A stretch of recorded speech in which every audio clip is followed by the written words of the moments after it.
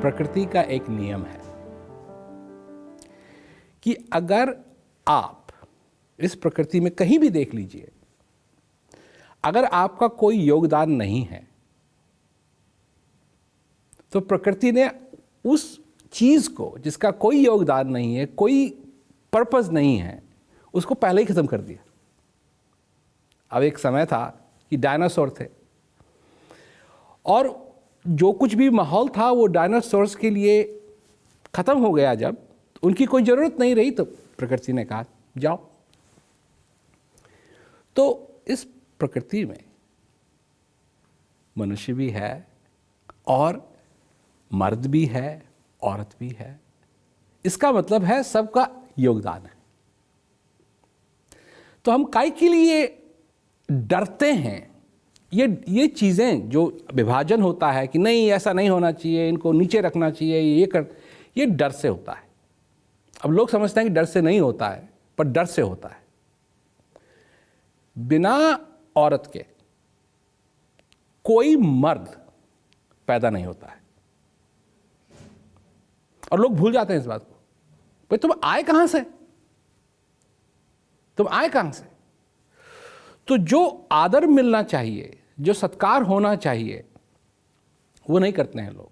उनको डर है कि अगर औरतें उनको बढ़ावा दिया गया तो वो सारा सब कुछ रूल करने लगेंगी।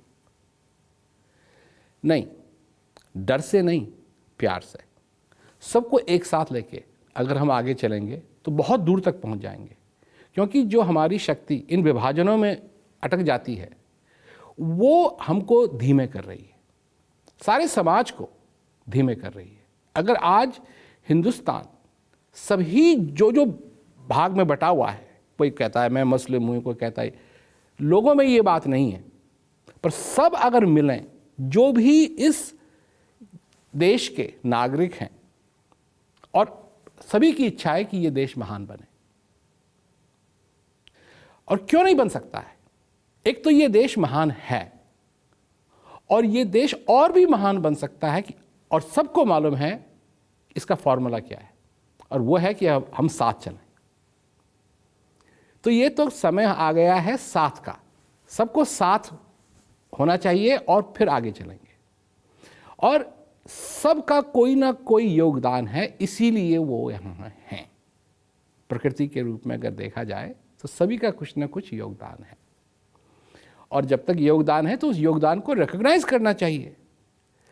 मैंने तो ये देखा है कि कई बार पुरुष जो हैं किसी बात को लेकर अटक जाते हैं